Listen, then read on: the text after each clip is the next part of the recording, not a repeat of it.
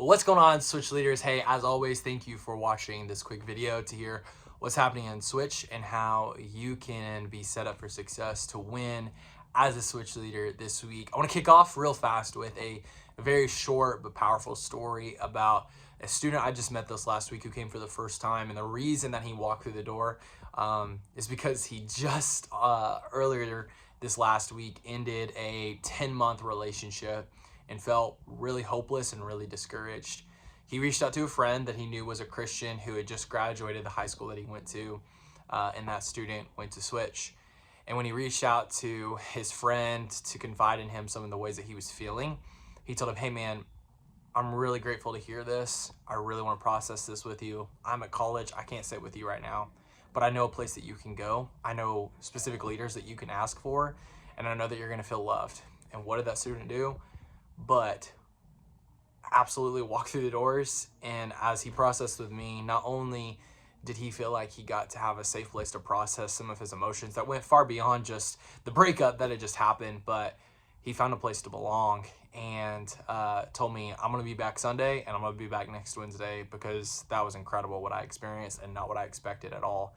And the thing is that we never know what students are walking through or what they're walking through. And I think it's safe to assume always that it's chaotic at times, what our students are walking through. And you know this, you walk through life and you experience this. Sometimes I think that it could really surprise us if we leaned in and asked some really specific questions to open up the door to some really messy situations. And when I say that, that at first could feel like, oh gosh, like what happens?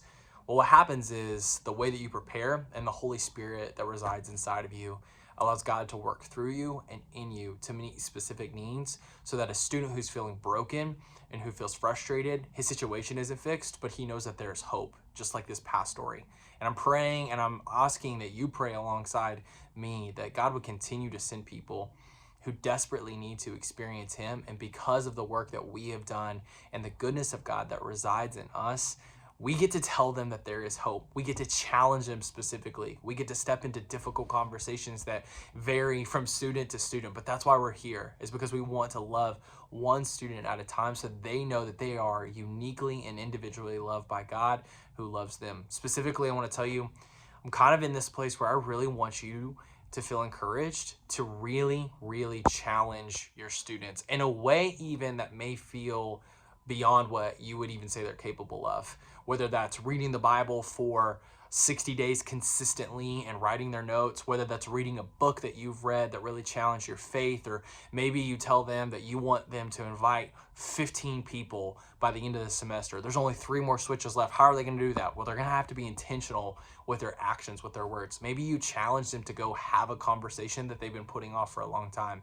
But as we go into this week, we're talking about our assignment. This is a live speak this week, and our assignment here on earth. How every single one of us have unique giftings by God, but we also get to be used by God in a very specific way. And part of our assignment is to love the Lord our God with all our heart, soul, mind, and strength, and to love our neighbor as ourselves. So this message is going to specifically really, really challenge our students, talking about their spiritual gifts, talking about the things that they love, talking about the ways that their heart breaks when they look out in the world. And I want you as their Switch leaders to feel prepared and ready to challenge them specifically to go beyond what they could really even wrap their minds around accepting as a challenge, because of the way that you believe in them and have intentionally thought about the ways that you want to challenge them. I believe in that space that they're going to feel like, okay, this person sees something in me that I don't see in myself. And when they see that, not only are they going to be drawn to that, but their faith is going to be built by that. So let's challenge specifically.